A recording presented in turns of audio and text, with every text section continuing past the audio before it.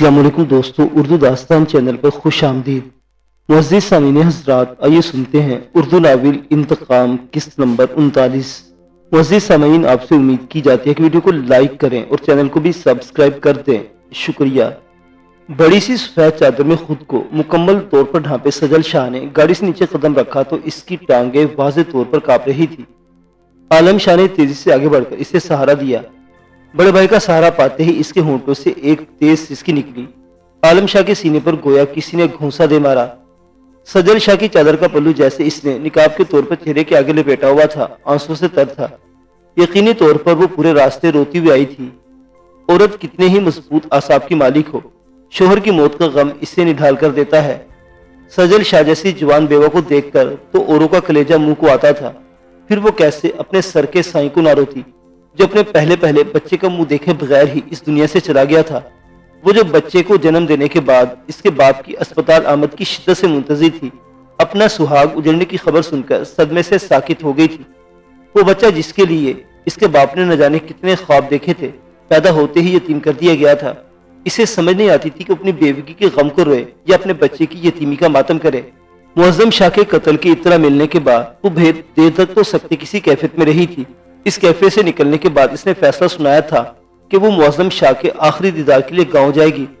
जिंदगी के चंद घंटे बाद इतने तवील सफर के फैसले पर सबने ही इख्तिलाफ किया था, लेकिन वो किसी की बात मानने के लिए राजी नहीं थी। इसके अटल फैसले को देखकर सबको हार मानना पड़ी थी और जनाजा अगले दिन उठाने का फैसला करके इसे सफर की इजाजत दे दी गई थी। एक दिन इसने अस्पताल में डॉक्टरों की ज़ेर निगरानी गुजारा था। एक अमीरजादी की हैसियत से पहले ही इसे हाथों हाथ लिया जा रहा था। मुअज़्ज़म की मौत की खबर के बाद इंसानी हमदर्दी की बिना पर भी इसका खुसूसी ख्याल रखा गया था। अगले दिन वो अलग सुबह गांव के लिए रवाना हुई तो डॉक्टर की दी हुई हदायत की रोशनी में सारी जरूरी एहतियाती तदाबीर इख्तियार की गई। अच्छी बात यह थी कि बच्चा नॉर्मल डिलीवरी के जरिए दुनिया में आया था, इसलिए इसके लिए गांव तक का तवील सफर बहुत ज्यादा तकलीफदेह साबित न हुआ। सफर में छोटी बहन मोमल और इसकी वालिदा भी इसके साथ थी। वो दोनों रास्ते में इसका भरपूर ख्याल रखने के साथ साथ इसे तसल्ली दिलासे भी देती रही थी। इससे ज्यादा वो कर भी क्या सकती थी कि इनके अपने दिल गम से चूर थे। खसूसन सजल शाह की माँ सकीना शाह का बहुत बुरा हाल था कि उन्होंने सिर्फ दामादी नहीं, सगे भतीजे को भी खोया था। वो एक तरफ बेटी का सुहाग लुट जाने पर मातम कुना थी, दूसरी तरफ भाई का बाजू कट जाने पर इनका कलेजा मुंह को आता था। माँ की हालत के पेश नजर सजल ने खुद को काफी हद तक संभाले रखा था और रास्ते पर सिर्फ खामोश आंसू बहाती रही थी। लेकिन अब जबकि अपने भाई के चौड़े सीने से लगी हुई थी, इसके लिए खुद पर काबू पाना मुश्किल हो गया था और खुद पर खुद ही होंठों से सिसके निकलने लगी थी। इसे सहारा देने वाले आलम शाह को फौरन ही दूसरा बाजू माँ के गिर लपेटना पड़ा था कि बेटे को देखकर इनका जब्त बिल्कुल ही जवाब दे गया था और वो धाड़े मार मार कर रो रही थी। माँ और बहन के आंसू आलम शाह के सीने पर किसी आछी सियाल की मानित गिर रहे थे और सीने में इंतकाम की आग तेजतर होती जा रही थी।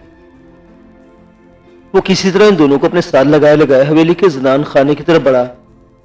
ये कुछ इसका दिल ही जानता था।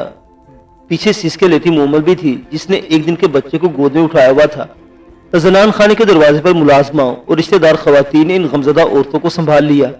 जवान बेटे के जनाजे के बाद बैठी मुअज़्ज़म शाह की माँ के बहन इन तीनों को देखकर मजीद तेज हो गए। वो एक दूसरे से गले मिलकर रोती रही और बाहर खड़ा इन आवाजों को सुनता आलम शाह टूटता बिखरता रहा।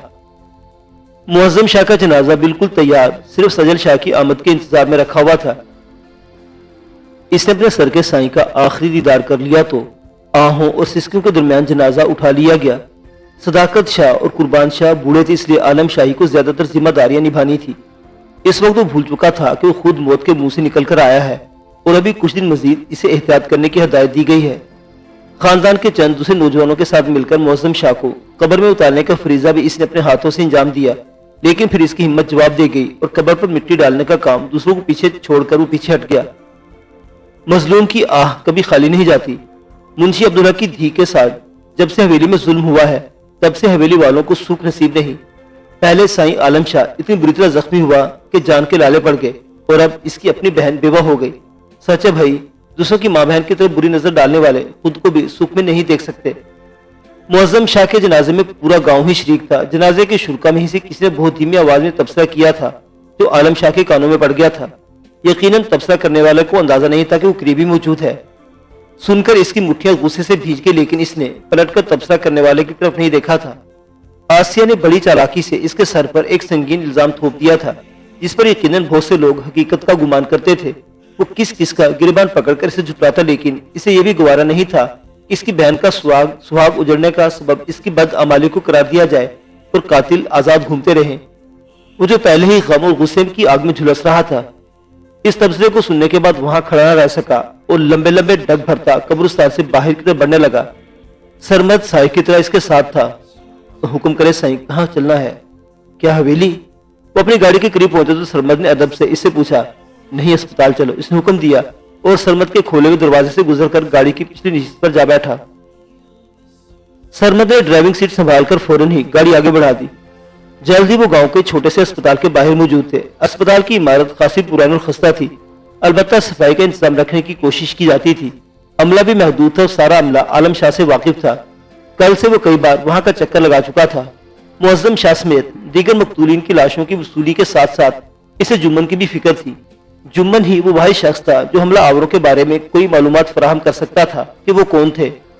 लेकिन जुम्मन की हालत ऐसी नहीं थी कि इससे कुछ पूछा जा सकता। जिस्म से बेतहाशा खून बह जाने की वजह से इसकी अपनी जान खतरे में थी और डॉक्टर इसकी जान बचाने की अपनी सी कोशिश कर रहे थे। और डॉक्टर ने इसके बारे में हौसला अफजा रिपोर्ट दी थी और ख्याल किया था कि वो आज होश में आ सकता है। कम सहूलियत के बावजूद वो जुम्मन के जिस्म से पेवस्त गोले निकालने में कामयाब रहे थे। उसके बारे में ये अच्छी इत्तला थी कि किसी भी गोली ने इसकी अंदरूनी अज़ा को नुकसान नहीं पहुंचाया था। आलम शाह इस वक्त जुम्मन से मिलने के लिए वहां आया था और सीधा उस कमरे की तरफ बढ़ता जा रहा था जहां जुम्मन को रखा गया था। अभी वो उस कमरे से दूरी था कि इसने दो डॉक्टरों को वहां से बाहर निकलते देखा। उनमें से एक अस्पताल का मुस्तकिल मुलाजिम था, जबकि दूसरा डॉक्टरों की इस टीम का हिस्सा था जिसे सदाकत शाह ने हैदराबाद से बुलवाया था। आलम शाह ने एक नजर में भाप लिया कि दोनों डॉक्टरों के चेहरों पर परेशानी के तासुरात हैं। डॉक्टरों की नजर इस पर पड़ी तो इनके चेहरों पर हवाइयां उड़ने लगी। खैरियत? इस इनके करीब पहुंचकर सवाली नजरों से इन्हें घूरते हुए पूछा। खैरियत नहीं है शाह साहिब, जुम्मन मर गया है। अस्पताल के मुस्तकिल डॉक्टर ने इसे जवाब देने में पहल की। मगर कैसे? आप लोगों को तो ये कहना कि इसकी हालत काफी बेहतर है और आज वो होश में आ जाएगा। आप तो इतने पुरएतमाद थे कि आपने मेरी जुम्मन को शहर भिजवाने की ऑफर भी रद्द कर दी थी। आलम शाह के लिए जुम्मन की मौत की खबर एक और सदमा था, चुनांचे इसकी आवाज खुद ब खुद ही बुलंद हो गई और इसने तेज लहजे में डॉक्टर से पूछा। हमने अपने तौर पर एक बिल्कुल दुरुस्त फैसला किया था। हमें अपने ट्रीटमेंट पर भरोसा था और इस खदशे की वजह से पेशेंट को शहर ले जाने की मुखालफत की थी कि रास्ते में धचके वाला लगने से इसके जख्मों से दोबारा खून का रिसाव शुरू हो जाता, जो इसके लिए जानलेवा साबित हो सकता था। डॉक्टर ने ठहरे हुए लहजे में इसकी बात का जवाब दिया। जान से तो वो अब भी चला गया ना? आलम शाह ने गुस्से में अपनी हथेली पर घोंसा मारा। वो जख्मों की वजह से जान से नहीं गया है, इसकी जान जाने का सबब एक हादसा है। डॉक्टर ने इस पर इंकिशाफ करने की कोशिश की। कैसा हादसा? आलम शाह चौंका। जुम्मन को सांप ने काटा है। आज सुबह इसे होश में आ गया था, लेकिन शदीद तकलीफ के बाइस हमें ऐसी मेडिसिन देनी पड़ी थी कि वो तकलीफ को महसूस न करे और सुकून से सोता रहे। नर्स मुसलसल इसके कमरे में ड्यूटी दे रही थी। अभी आधा घंटा कब नर्स की चीखों पुकार सुनकर हम वो दूसरा स्टाफ उस तरफ गए तो पता चला कि कमरे में एक खतरनाक सांप मौजूद है। नर्स तो भागकर बाहर आ गई, लेकिन बिस्तर पर सोए हुए जुम्मन को सांप ने काट लिया। दो आदमी ने मिलकर सांप को खत्म किया तो मैं और डॉक्टर साहिब कमरे में जाकर जुम्मन को देखने में कामयाब हो सके, लेकिन हमें देर हो गई थी। सांप बेहद जहरीला था और जुम्मन के अंदर कुव्वत मुदाफत न होने के बराबर ही रह गई थी, इसलिए हमारी कोशिशों के बावजूद वो जानवर नहीं हो सका। डॉक्टर ने से तफसीली जवाब दिया। हैदराबाद से हमारा डॉक्टर खामोश खड़ा ताइदी अंदाज में सर हिलाता रहा। अस्पताल में सांप कहां से आया? क्या किसी ने जुम्मन को कत्ल करने के लिए चाल चली है? आलम शाह के शकूक इसकी जुबान पर आ गए। हम कुछ नहीं कह सकते शाह साहिब। अस्पताल में सांप आ जाने के वाक़यात इससे पहले भी हो चुके हैं, लेकिन कभी कोई मौत वाक़ई नहीं हुई। अक्सर मरीजों या इनके साथ आने वालों ने खुद ही सांप को मार डाला। आप जानते हैं कि इस इलाके के लोगों के लिए सांप एक आम चीज है और वो बासानी इससे निमट लेते हैं। नर्स मुकामी न होने की वजह से सांप को देखकर ज्यादा घबरा गई थी। डॉक्टर ने शाने उचकाकर जवाब दिया तो आलम शाह को खामोशी इख्तियार करना पड़ी। ये बात बिल्कुल दुरुस्ती के सांप का निकलना वहां एक आम सी बात थी और जुम्मन के साथ पेश आने वाले हादसे को इत्तेफाक समझा जा सकता था, लेकिन इसका दिल इस हादसे को इत्तेफाक मानने के लिए राजी नहीं हो रहा था। तो दिल में यही शक था कि जुम्मन की जुबान बंद रखने के लिए इसे कत्ल किया गया है। किसी से कहकर जुम्मन की तदफीन वगैरह के इंतजाम कराओ सरमद। कुछ देर खामोश खड़े रहने के बाद इसने अपने पीछे आ खड़े होने वाले सरमद को हुक्म दिया। मुअज्जम शाह के मौका पर ही मर जाने वाले दोनों गार्ड की तदफीन कल हो चुकी थी और इनकी आखिरी रसूमात की सारी जिम्मेदारी भी हवेली की तरफ से उठाई गई थी। जुम्मन बेचारा तो वैसे भी दुनिया में तन्हा था और इसका जीना मरना हवेली में ही था, इसलिए इसकी आखिरी रसूमात तो हर हाल में हवेली वालों की ही जिम्मेदारी बनती थी। सॉरी शाह साहिब, इस केस के तफ्तीशी अफसर को इत्तला दिए बगैर लाश को अस्पताल से नहीं ले जाया जा सकेगा। डॉक्टर से टोका, दे दो इसे भी इत्तला। इसने पहले कौन सा तीर मारा है जो मारेगा? आलम शाह ने तल्ख लहजे में इसे जवाब दिया और वापसी के लिए पलट गया। जुम्मन की मौत के बाद अब वहां इसके लिए कुछ बाकी नहीं रह गया था। सईदा बेगम जोजा खावर अहमद। माज ने गुलाब के ताज़ा फूलों से ढकी कब्र पर लगे कतबे पर ये अल्फाज पढ़े तो इसकी आंखों में आंसू आ गए। इसकी प्यारी अम्मी कितनी जल्दी इस दुनिया से चली गई थी और वो मिट्टी के इस ढेर के नीचे छुपे इनके वजूद को अब कभी नहीं देख सकता था। इन्हें देखना तो दूर की बात, इसकी रसाई में मिट्टी का ये ढेर भी नहीं था जिसे कब्र कहा जाता है। वो इनकी कब्र पर चला जाता और इसे लिपट कर रो लेता तो भी शायद इसे थोड़ा सा करार आ जाता, लेकिन इसके नसीब में ये भी नहीं था और वो अपने किसी नाकर्दा गुनाह के बदले इस कब्ज में फंस कर रह गया था जहाँ इसे अपनी मर्जी से कुछ करने की इजाजत नहीं थी। और वो ऐसा बंदर बन गया था जिसके पास मदारी की डुगडुगी पर नाचते रहने के सिवा कोई चारा ना हो। अब भी वो अपनी मर्जी या ख्वाहिश के बगैर स्क्रीन पर वो तस्वीरें और चंद सेकंड पर मुश्तमिल एक वीडियो देख रहा था जिसमें इसकी अम्मी को कब्र में मुख्तलिफ जावियों से दिखाया जा रहा था। हेलो मास, कैसे हो? मर्द भी ठीक हुई या नहीं? इसे अम्मी की कब्र की तस्वीरों वीडियो देखने से तकलीफ हो रही थी, लेकिन वो इन्हें देखने से भी बाज नहीं रह सकता था। चुनांचे बार बार पलटकर देखने में यूं मगन था कि स्पीकर से उभरने वाली जानी पहचानी आवाज ने इसे चुका दिया था। मैं तुमसे तुम्हारी तबीयत पूछ रही हूँ माज, तुम्हारे हाथ का जख्म अब कैसा है? तुम लोगों ने मेरे दिल पर जो जख्म लगाया है इसके मुकाबले में ये मामूली जख्म कोई हैसियत नहीं रखता। माज ने अपने हाथ की पुश्त को देखते हुए तलखी से इसके बात का जवाब दिया। मुक्का मारकर आईना तोड़ने के नतीजे में इसके हाथ पर अच्छा खासा जख्म आ गया था। दौरान बेहोशी इसके जख्म की ड्रेसिंग कर दी गई थी, लेकिन इसे जख्म का होशी कहाँ था? अभी तो अपनी माँ की हसरतनाक मौत को ही बैठा रो रहा था। हमारी तुमसे तुम्हारी फैमिली से कोई दुश्मनी नहीं, ना ही हम खामखा किसी को तकलीफ पहुंचाना चाहते हैं। तुम्हारी अम्मी की मौत पर मुझे जाती तौर पर अफसोस है, लेकिन इसके तुम्हें हमें इल्जाम नहीं दे सकते। वो तभी मौत मरी है। मैं तुमसे किसी बहस में नहीं पड़ना चाहता, तुम जो चाहते हो बोलो। मास को इसके मसनूई अफसोस की जरूरत नहीं थी, चुनांचे बेजारी से जवाब दिया। हमें तुमसे तुम्हारा ताउन के सिवा कुछ नहीं चाहिए। तुम अच्छी कारकर्दगी का मुजाहरा कर रहे हो, तुम्हारे इंस्ट्रक्टर तुमसे मुतमईन है और तुम प्रोफेसर विक्टर को मुतमईन करना है। विक्टर कई इल्म पर मुहारत रखता है और मैं चाहती हूँ कि तुम इस काबिलियत से फायदा उठाओ। मेरा जाती अंदाजा भी था और विक्टर ने भी तुम्हारा तजिया करके पेशेंगोई की है कि तुम हिप्नोटिज्म का इल्म सीखने की फितरी सलाहियत रखते हो। मैं इस हिप्नोटिज्म की बात नहीं कर रही जो क्लिनिकल साइकोलॉजी पढ़ने वाले डॉक्टर जानते हैं। हिप्नोटिज्म की वो किस्म इतनी अहम नहीं, क्योंकि इसके लिए डॉक्टर को अपने मामूल की इजाजत दरकार होती है और इसकी मदद से वो महदूद कामयाबी ही हासिल कर सकता है।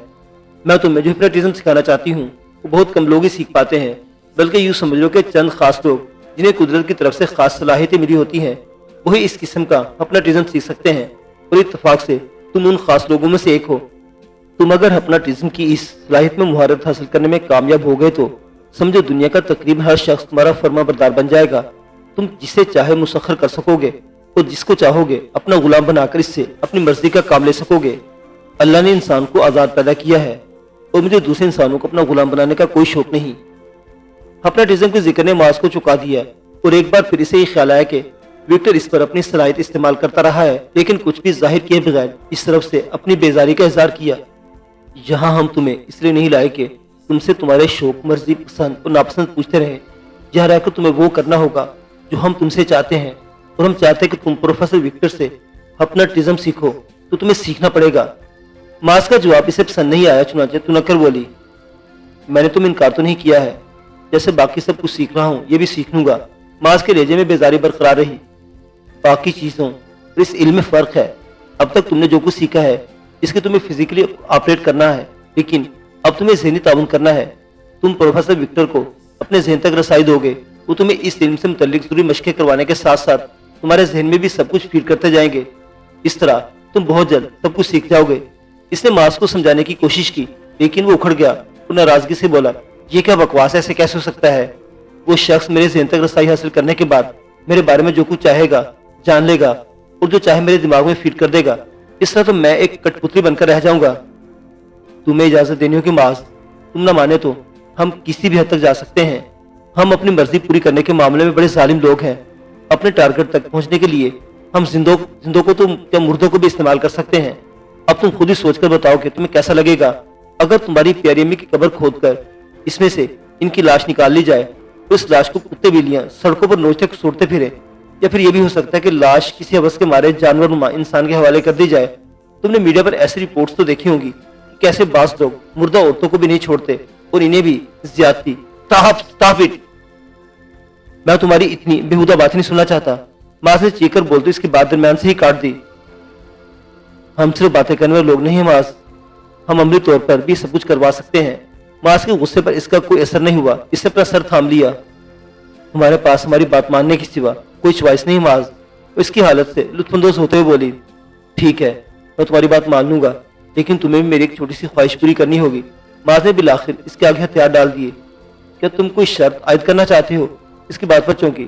شرط میں بس ایک چھوٹی سی خواہش ہے، میں مسلسل بند کمروں میں رہتے ہوئے بیزار آ گیا ہوں، تو میرے لیے کسی ایسے کمرے کا انتظام کر دو جہاں سے میں تھوڑا سا ہی صحیح لیکن آسمان دیکھ سکوں۔ اس نے اپنی خواہش بیان کی۔ کیا یہاں سے فرار کی ترکیبیں سوچ رہے ہو؟ وہاں سے میری ساری کمزوری تمہارے ہاتھ میں ہے، فرار کی تو گنجائش ہی نہیں میرے پاس۔ پھر بھی اگر تمہیں مجھ سے کوئی ڈر ہے تو اتنا کرو کہ میرے لیے کسی ایسی جگہ کا انتظام کرو جہاں کوئی بہت سی چھوٹی سی کھڑکی یا ہوادان وغیرہ موجود ہو جس میں سے نہ نکل سکوں۔ چاہوں تو اپنی تسلی کے لیے اس مضبوط سلاخیں وغیرہ لگوا دینا۔ اس نے اپنے لہجے کو عاجزانہ رکھا۔ ٹھیک ہے، اس بارے میں غور کیا جا سکتا ہے، ہمارے لیے اتنی بڑی فرمائش نہیں ہے۔ اس نے نیم رضامندی کے اظہار کیا اور خاموشی اختیار کر لی۔ اس مستقل خاموشی پر معاذ سمجھ گیا کہ اب وہ اس سے مزید بات نہیں کر سکتا، مزید بات کی ضرورت بھی نہیں تھی۔ وہ جو چاہتا تھا اسے کہہ چکا تھا۔ وکٹر کے عمل کا توڑ کرنے کے لیے اسے فیضو کے علم کو حاصل کرنا تھا۔ اپنے بچاؤ کے لیے اس کے پاس بس یہی ایک راہ تھی۔ عالم شاہ عالمی اضطراب میں ادھر سے ادھر ٹہلتا پھر رہا تھا۔ جمن کی موت کے بعد معظم شاہ کے قاتلوں تک پہنچنے کے سارے راستے بند ہو گئے تھے، لیکن اچانک ہی ایک راہ نکل آئی تھی۔ یہ راہ اسے اس کے جانثار ملازم سرمد نے دکھائی تھی۔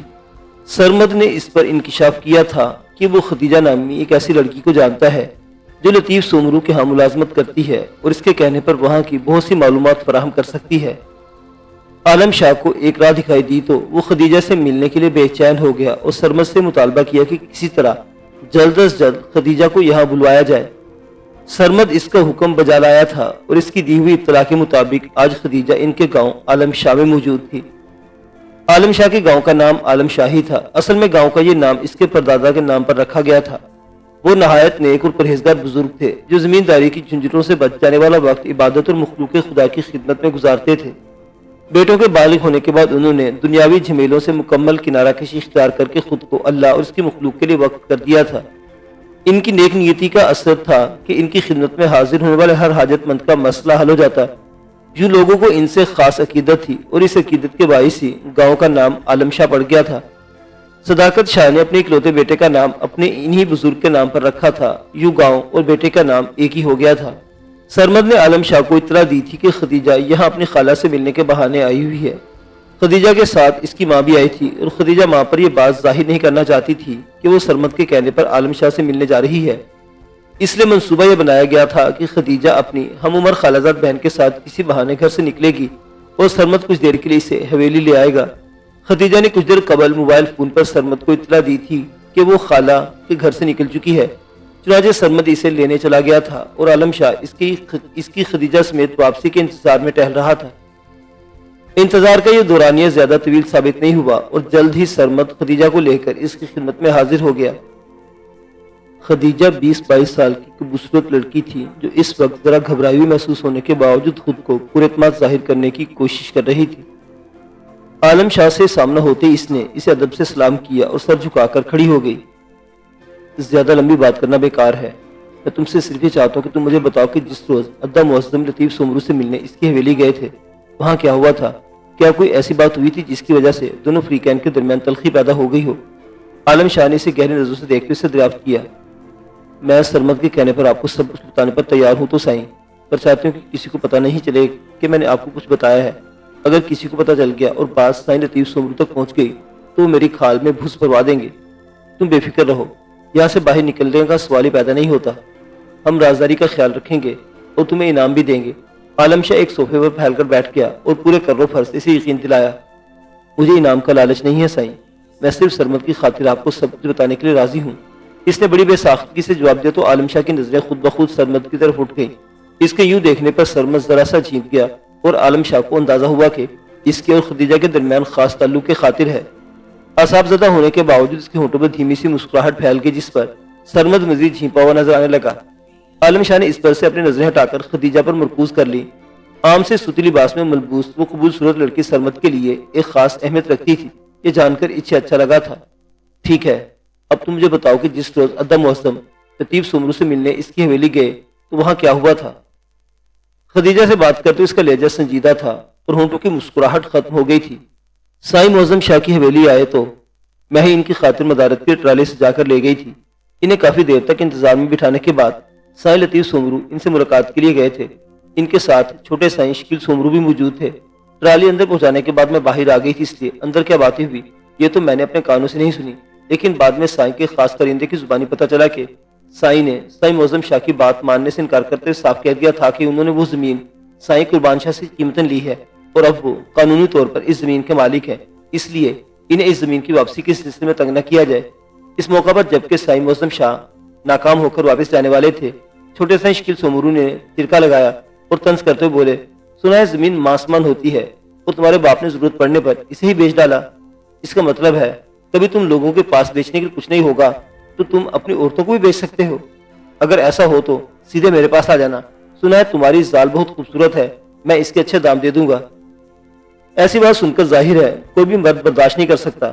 साईं मौजम शाह भी बिखर गए। उन्होंने छोटे साईं को गिरबान पकड़ लिया और दो चार हाथ भी मारने में कामयाब हो गए, लेकिन फौरन ही हमारे यहाँ के कारिंदों ने जकड़ लिया और फिर दोनों तरफ से असला निकल आया। ऐसे में अगर बड़े साईं लतीफ सोमरू दखल न देते तो जाने क्या हो जाता। उन्होंने छोटे साईं को डांटा कि इन्हें ऐसी बात नहीं करना चाहिए थी। साथ ही साईं मौजम शाह को हुक्म दिया कि वो फौरन वहां से चले जाए। साईं मौजम शाह ने इनकी बात मान ली और हवेली से चले गए। इनके जाने के बाद जैसे ही बड़े साईं अपने कमरे में गए, छोटे साईं भी हवेली से रवाना हो गए। बड़े साईं को इनके जाने का काफी देर बाद पता चला। उन्होंने कुछ लोगों को दौड़ाया कि छोटे साईं का मालूम करे। खुद भी फोन पर इनसे बात करने की कोशिश करते रहे, लेकिन बात न हुई और घंटा भर बाद छोटे साईं खुद ही वापस आ गए। उस वक्त इनकी सूरत अजीब सी हो रही थी। बड़े साईं ने अपने साथ कमरे में ले गए। वहां दोनों के बीच क्या बात हुई किसी को नहीं मालूम। कमरे का दरवाजा दोबारा खुला तो हमने देखा कि छोटे और बड़े साईं दोनों का मूड खराब था। बड़े साईं ने ड्राइवर को हुक्म दिया कि वो इसी वक्त छोटे साईं को लेकर शहर रवाना हो जाए। रवानगी के वक्त मैंने खुद देखा था कि छोटे साईं के कदम नशे में लड़खड़ा रहे थे और वो मुंह ही मुंह में बड़बड़ा रहे थे कि वो अपने बाप की तरफ बुज़दिल नहीं है और सबसे मुकाबला कर सकते हैं।